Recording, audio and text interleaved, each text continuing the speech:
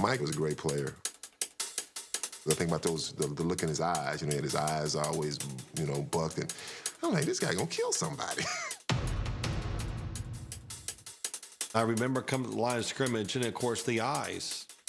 You know, I just, man, he got some big eyes. There was an intensity about Mike Singletary like you saw with no one else. You know, sometimes I'd get up to the line of scrimmage and I'd look at Mike. You saw the fire in his eyes and the passion in his eyes.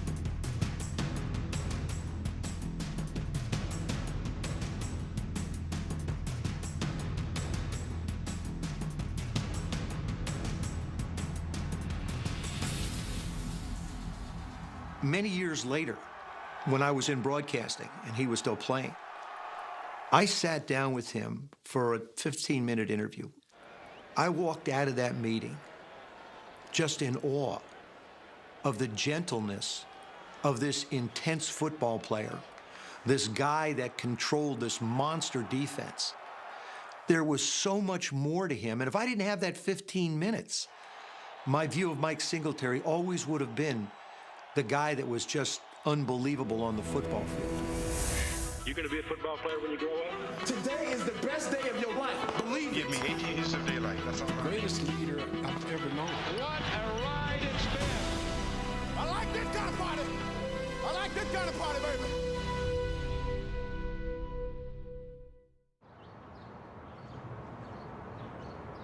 baby. Growing up, for all of us, I think it was just so like, how is it to have Mike Singletary as a dad?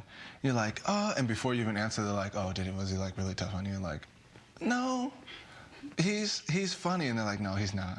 He's fun, and he always dances and sings around, and it's just so strange for one side to be portrayed in the media. And when you do have friends over and they come into our house, they see him and they're like, what is that? Like, what is he doing? Is he laughing? And you're like, that's my dad. Like, it's just, everyone has such a hard idea of him, but he's such a teddy bear. He's such a softie. Yeah.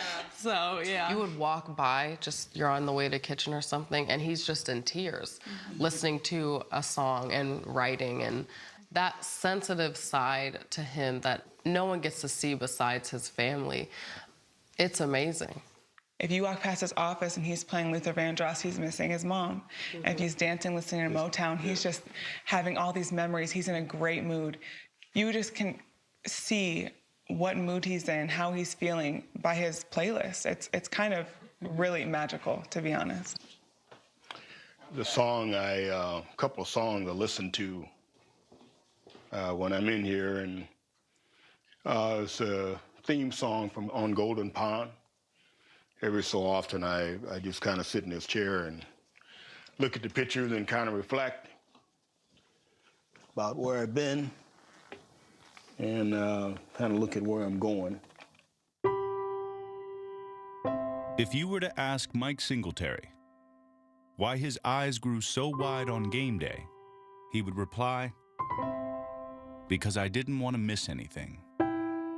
Any clues indicating where the ball might be headed. That piercing glare, fixated on prediction, is now a calm gaze, focused on reflection. And for the youngest of 10 siblings who grew up poor in the outskirts of Houston, many of those memories are painful to recall. You know, when my mom and dad seemed like they always fought. Yeah, you talk about dysfunction, that's not even the right word. There's got to be another word that's worse than dysfunction. My father was a Pentecostal pastor, so all of my sisters and brothers couldn't wear shorts. They couldn't participate in athletics. They couldn't do anything because everything was a distraction from the faith. As a kid, I spent a lot of time judging my dad.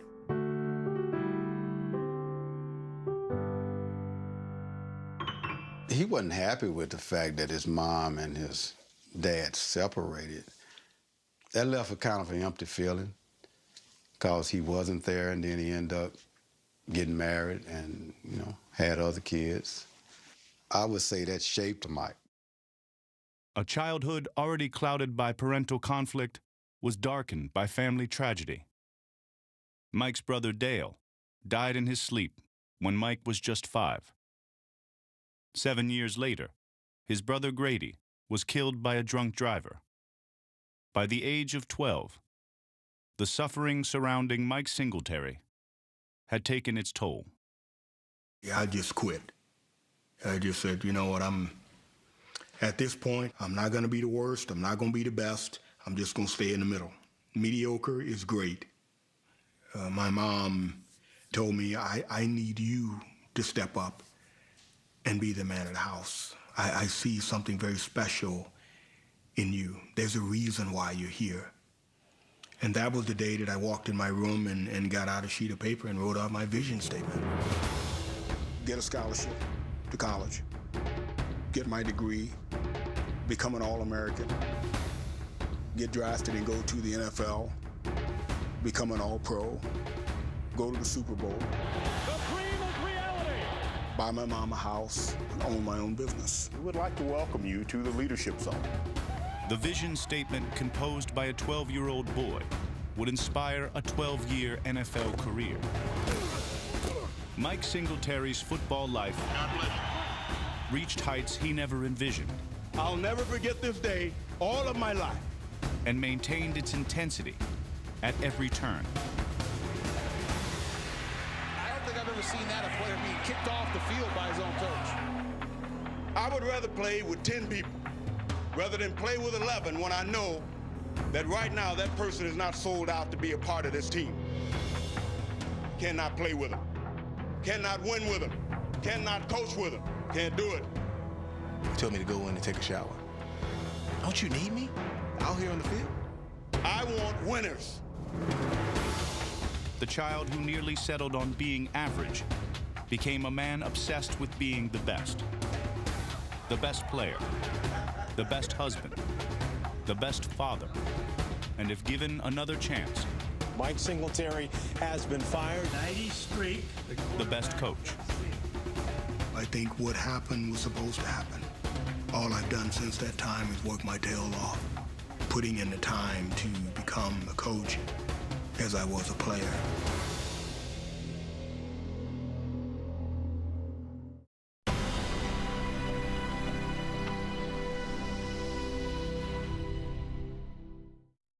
At home, when my dad wasn't there, my mom wasn't there, television very low. I'm not supposed to be looking at it, but I'm watching it, and I'm very close to it.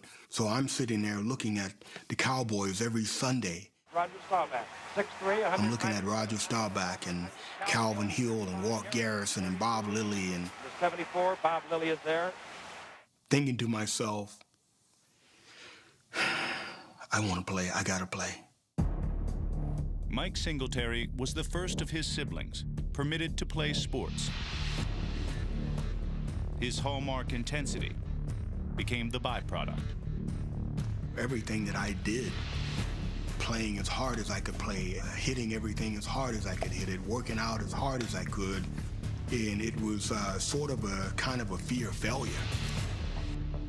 I had an assistant coach that was recruiting Houston, and he said, "Coach, I found a young man I think you'll really love."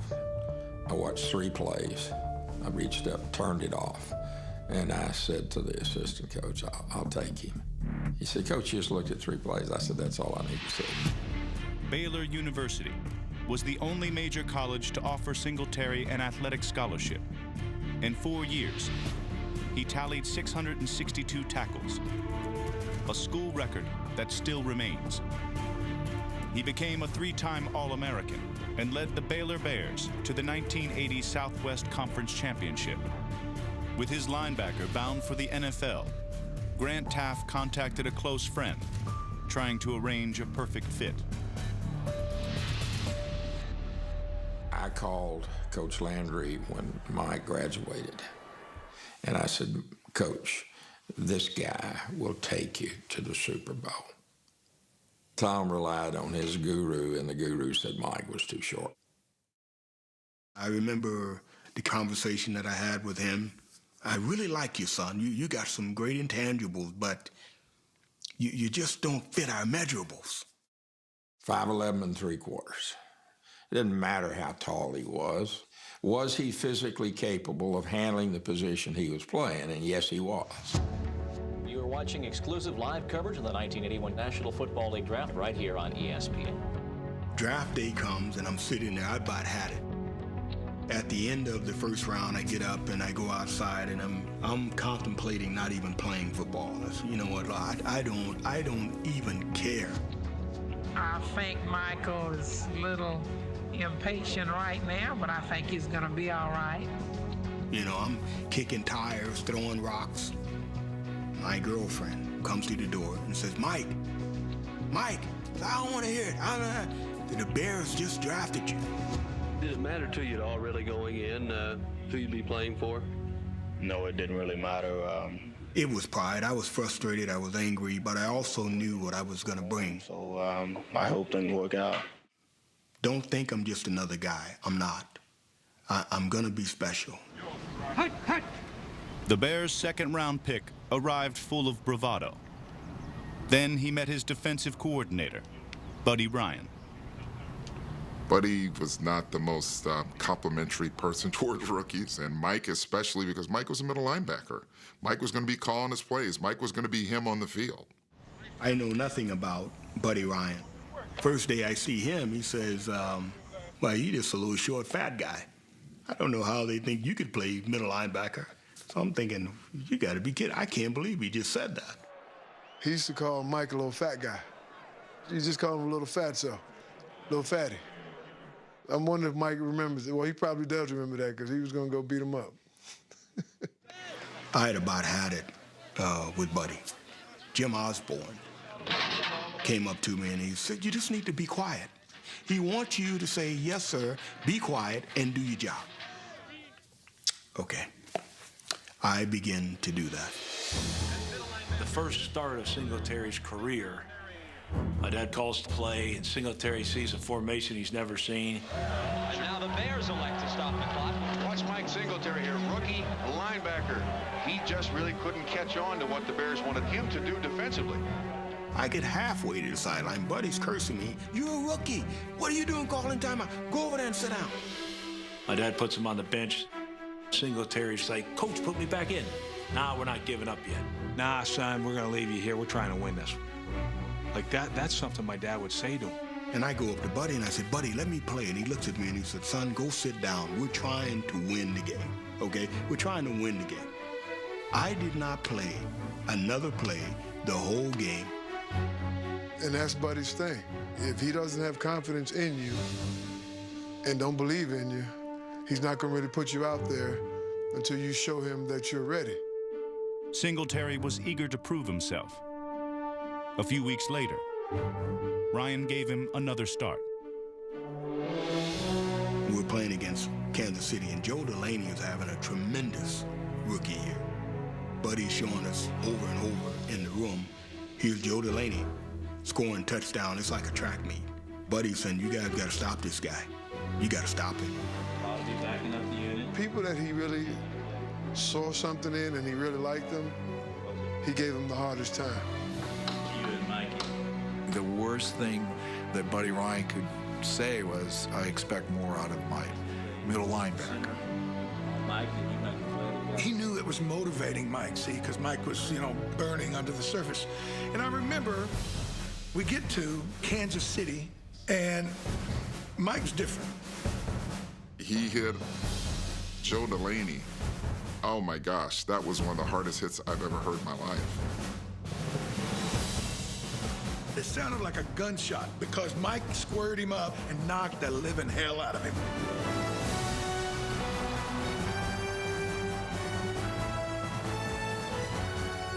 I remember we all went back to the huddle and we all looked at each other's eyes and we said, we got us a middle linebacker now.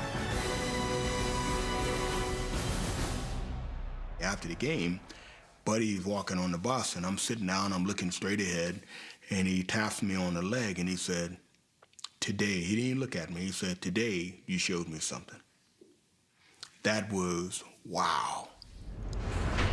Up next. Every coach should get the opportunity to coach at Mike Singletary because he's such a dedicated kid. I mean, he doesn't play lip service to it. He really works at it.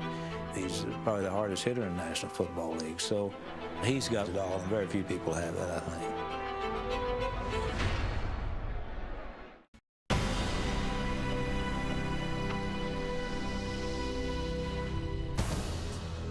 In 1984 and 85, the NFL's #1 ranked defense belonged to the Chicago Bears.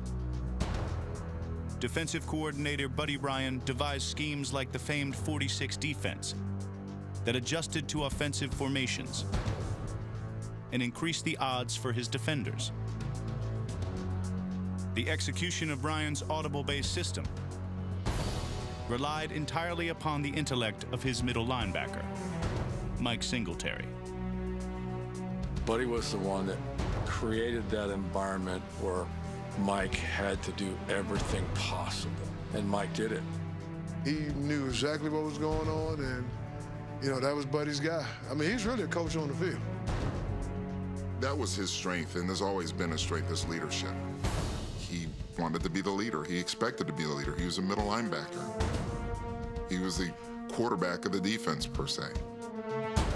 The confidence that Buddy had, that you had a middle linebacker who was completely prepared, could do anything he wanted to do, it was just tremendous trust. How important is Buddy Ryan? He's essential. I mean, it's vital that he's here, and it's vital that he does all the things that he does, because if not, then we'll be an average defense. So he draws it up, and we run it. When I came in on Tuesdays, Under 15 double, ready? Watch the draw now. it was to take a verbal test. No, move down. Buddy would say, now, tell me, what did you see on this? What did you see on that? Not bad, getting a little better. Mike was a student of the game, and he studied, you know, 6, 7, 8 hours of film.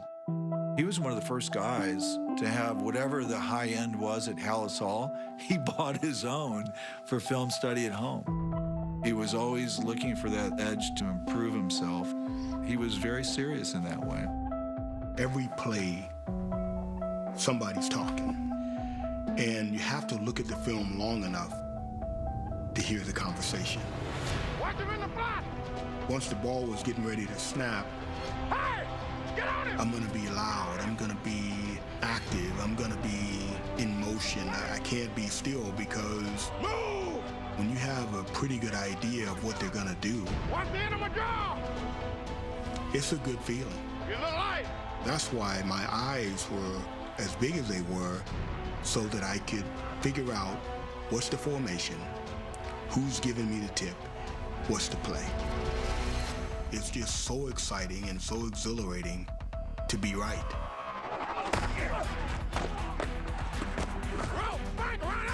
He had that intensity, you know, every play. A lot of action, a lot of movement going on. Check pro. Singletary is calling out plays, and you know it's the actual play that they're going to run. Not only did it inspire us, but at the same time, it discouraged them. I'd get up to the line of scrimmage, and Mike would go, they're running over here, and I'm going, that's pretty good film study right there. That was Mike. He was a true leader of our football team, no question about it. It's because of the effort he puts in, the attitude, and never quit. The quick pass to the back, out of bound formation, or either if it's flop, look at it lifting up. If it's flop over there. You play with a great passion. Hey, baby, we're gonna be here all day. We're gonna be here all day, baby. I like this kind of party. Baby. In 1984, Chicago won its first playoff game in over 2 decades. But the party didn't last. The championship game that we lose to San Francisco, I'm standing on the bench, and I'm thinking, next year we're going to the Super Bowl, and we're going to win the Super Bowl. In 1985, Mike Singletary was named Defensive Player of the Year as he led one of the most disruptive defenses in NFL history.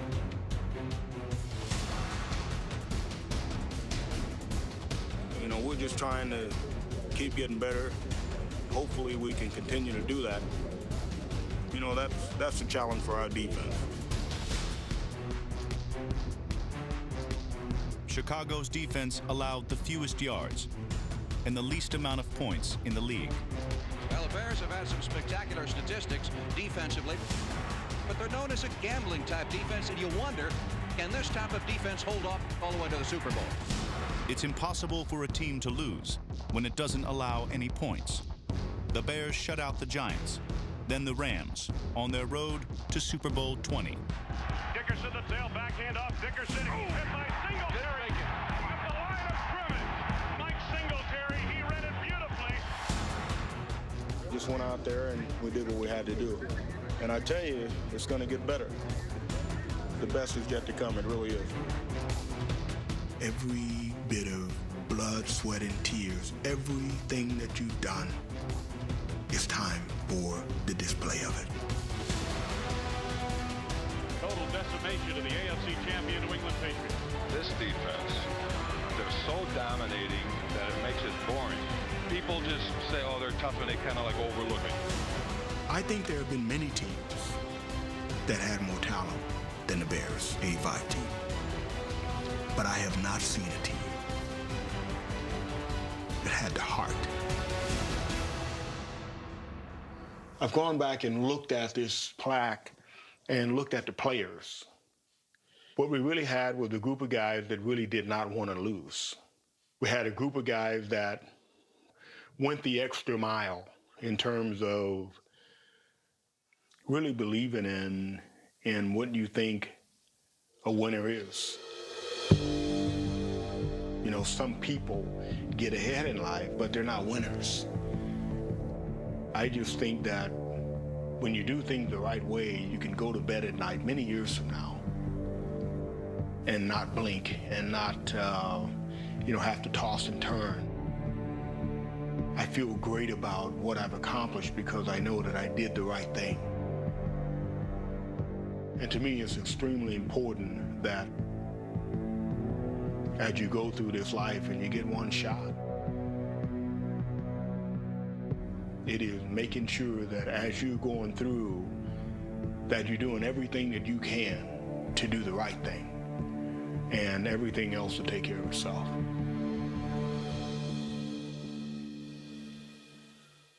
Hey man, throw the overnight sky. Up next.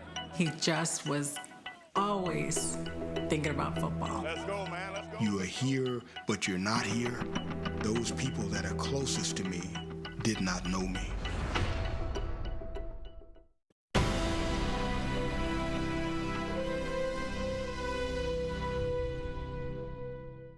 Mike, you've been to the top of the mountain, winning it all, winning a Super Bowl. How you been able to come back down to earth and get ready for this season? You know, to be honest, I really don't feel that we've been to the top of the mountain. I feel that we're still scratching at the surface. And I don't think we're going to get there. 198. The Bears may have been defending Super Bowl champions, but they were not the same. Following the 1985 season, Buddy Ryan departed Chicago to become the head coach in Philadelphia, leaving a void in the Windy City. In order to be the best, you have to have that friction that uncovers the layers in your life that can help you see that I can get just a little bit better. Oh, I can get a little bit better. Oh, I can get even better than that. As a linebacker, Mike Singletary was trained to fill holes. But he was unable to provide the friction needed to spark the Bears to a second Super Bowl title. You got 20 holes up front here. Let's play the defense. Mike is one of those kind of guys that kind of expects you to understand you're going to work hard, you're going to be honest, you're going to be trustworthy. All those intangibles you talk about that made him great, it's almost like sometimes you think everybody's got them. They don't. A lot of people don't have them.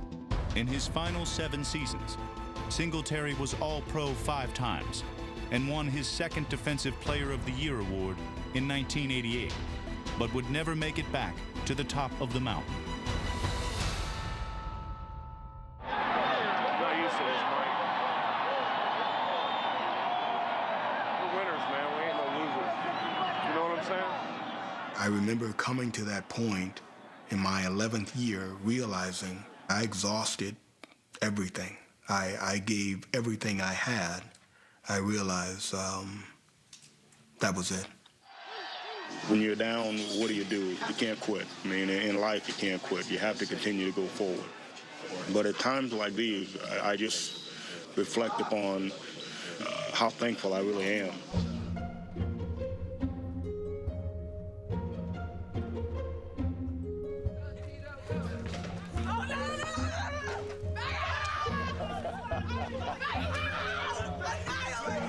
To me, this noise right here, this blesses me. I love this noise. Mike is all about family. And he said, I want to have the kind of family where they want to be together.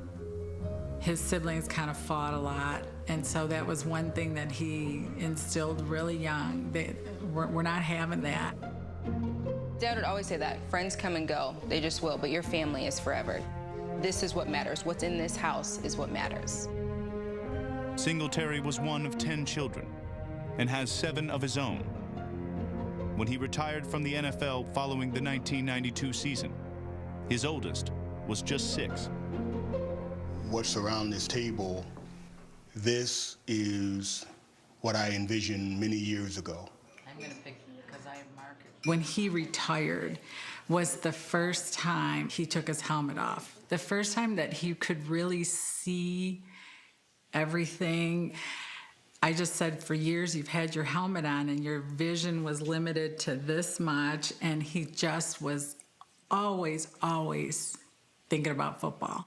I realized that my most important job, above and beyond anything else, was to be a dad. Jackie, don't even think about them. Let's look at the book, okay? We're going to read the book. Got it? Now let's sit up like a big girl. Okay, here we go. He took that role so seriously and, called all the kids around. Today, we're learning how to unload a dishwasher. And, they can't even reach the guy. And he's thinking, I'm a dad. I'm 100% a dad. I'm here. I'm whatever you need. You eating yet? You want cereal? Okay. You can sit at the table. We are unloading the dishwasher with intensity. We are going to be happy about it. We are going to do it efficiently. We are going to do it together. Everything had that mindset of what is the best way we can do this, and that's the way we're going to do it every time. Intense, and it could have been done right. It could have been done great. The counters were clean to everyone's standards. But Dad comes out and says, Jill, that's one way, but it's not the best way. And I'm like, it's clean. I'm 12, and I clean a good countertop. Yeah. But he said, no, start over, because you know how to do it. And we had to do it the best way. Singletary wasn't satisfied sharing his knowledge with just his children. His goal of owning his own business came to life in the form of a consulting company, naturally titled The Leadership Zone. Without you. Jonathan, this is Mike Singletary. I do not want to send you a fax. I want to talk to you. Mike wanted to bring that skill set that he had from building team dynamics and leadership to help corporations. The commitment that I have to make is I must surround myself with great people. Not good people, great people. There was that pinnacle that he was reaching for all the time. In 1998, Singletary reached the pinnacle of the football world. And of all the great people who impacted his life, he asked Kim to become the only wife ever to introduce her husband into the Hall of Fame. She said, well, Buddy Ryan should do this, or Mike Ditka should do this, or, Coach Taft. And I said, I love those men. But there's no one like you. Please give a warm welcome to Kim Singletary. So many people ask, oh, well, you're the first wife.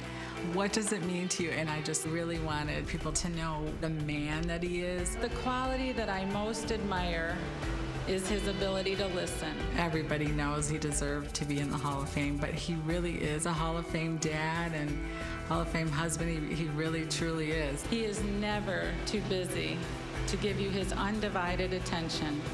Jackie. What do you need, sweetheart? After a decade away from the game he loved, it was Singletary's ability to listen that kick-started the next phase of his football life. One day, after 10 years, came home, and my wife said, you're not gonna wanna hear this. You're not gonna believe this, but it's time.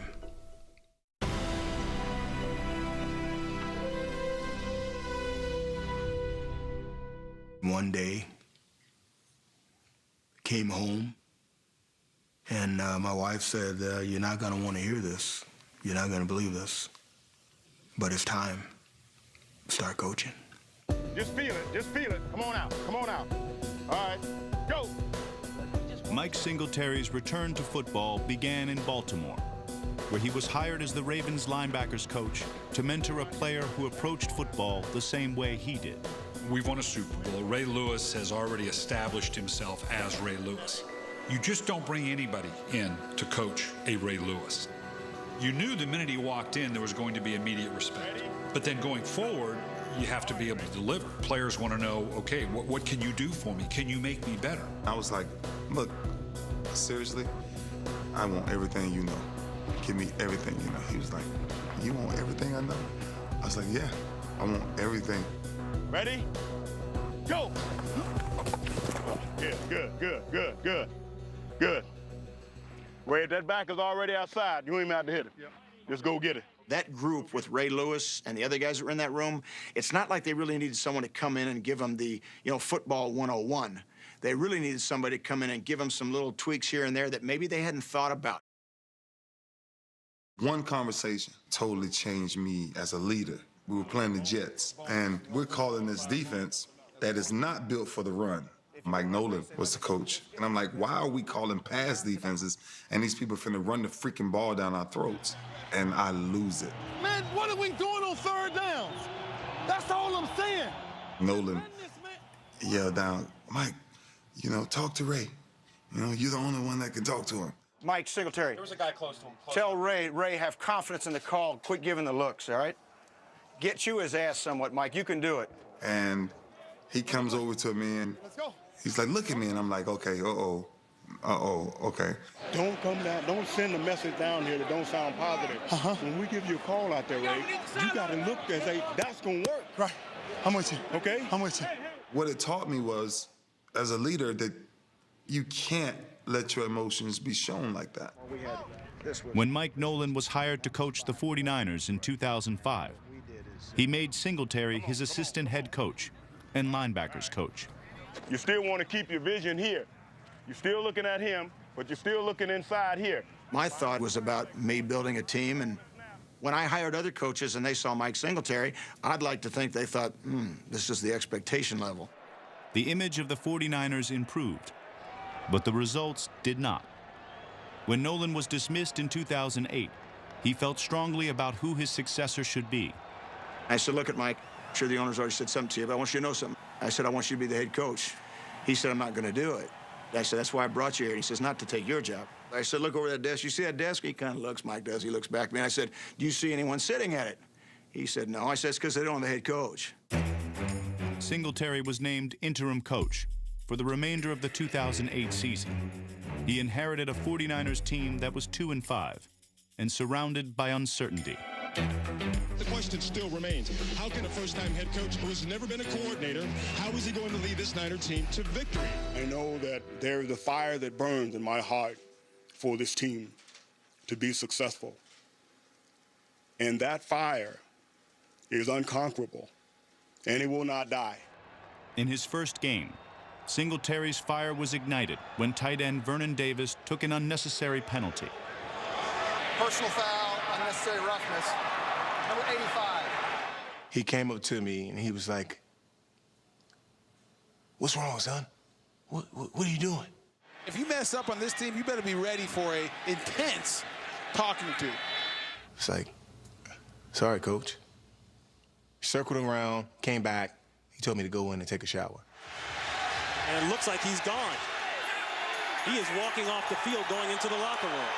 I mean, this is the first imprint Mike Singletary's putting on this team. But boy, I don't think I've ever seen that, a player being kicked off the field by his own coach.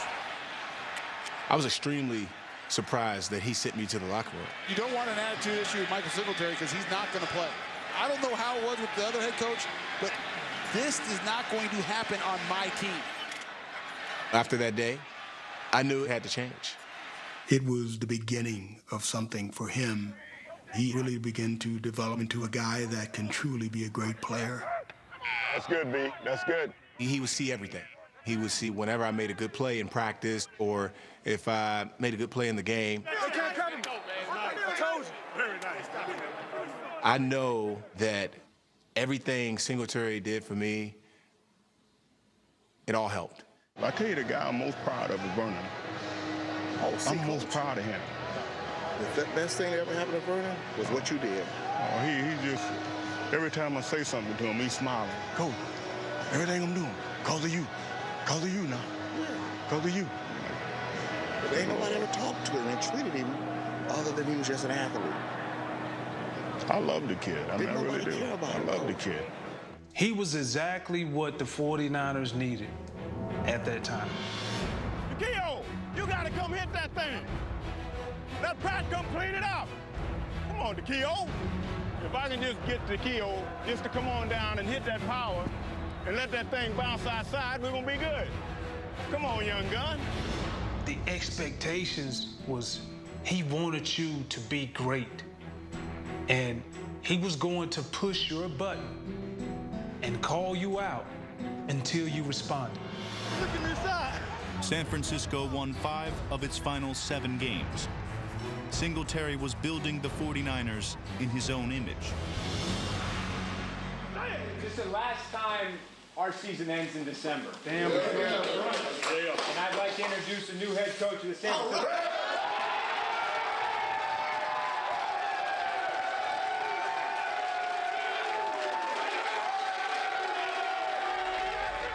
That pissed me off, son. Coming up. You don't know who you're dealing with, man. It pissed me off.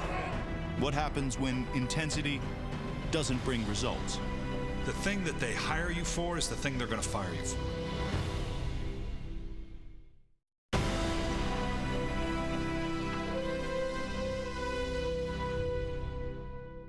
This is how I believe, okay? I'm from the old school. I believe this. I would rather play with 10 people and just get penalized all the way until we got to do something else, rather than play with 11 when I know that right now that person is not sold out to be a part of this team. It is more about them than it is about the team. Cannot play with them, cannot win with them, cannot coach with them, can't do it. I want winners. I want people that want to win. The infamous press conference following the Vernon Davis benching is proof that Mike Singletary is old school. I told him that he would do a better job for us right now, taking a shower and coming back and watching the game than going out on the field. But it is also proof that his intensity, while well-intentioned, may not have always served his best interest. You got to hold the ball. I do think he became a bit of a caricature because of, you know, his eyes and his emotion. What the hell is this? I come over here. And I think that's unfortunate, but Mike's a much more complex person than that. That pissed me off, son. You don't know who you're dealing with, man. It pissed me off. That's wrong. I want to run the ball, son. We got to run the ball. Then let's run it.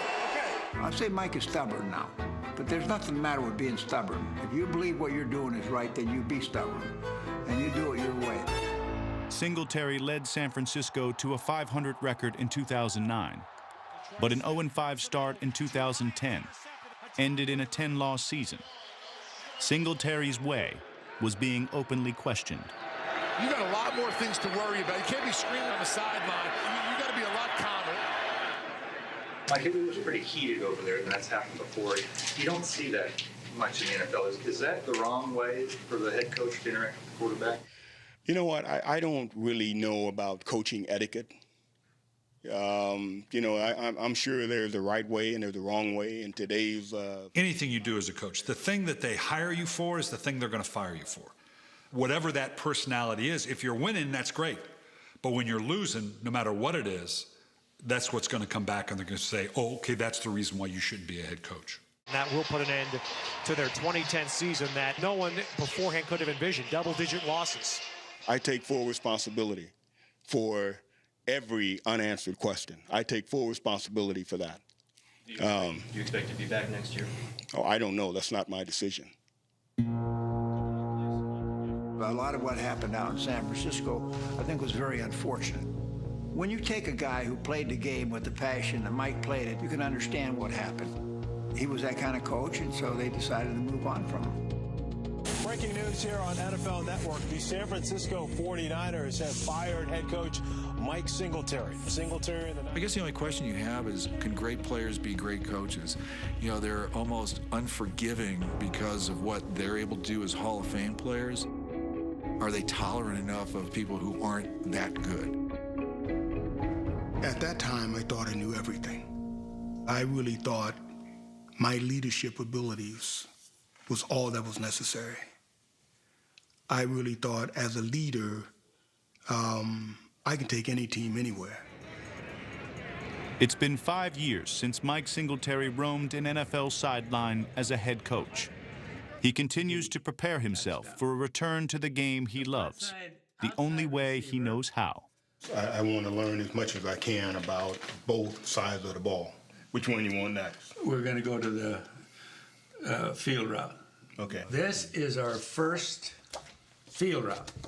I think he's had the opportunity to learn things and do things differently. So many people don't get that opportunity. Studying the game, the preparation that's involved, putting in the time to become a coach as I was a player. The next time I'm coaching, I want to make sure that I can talk to the D-line, even though I hear the naysayers, even though I've had setbacks, even though I've fallen on my face, I just have to get up and keep going because it's so clear, I see it. That will not deter me. Vision. It made Mike Singletary the man he is today. At the age of 12, his childhood vision statement charted a path that his eyes intensely followed. His strong will brought him success, but also failure. And while hindsight may be 20/20, Mike Singletary's vision for the future is even clearer. I know what I want. I want to be a better man. I want to be a better husband. I want to be a better father. I want to be a better coach.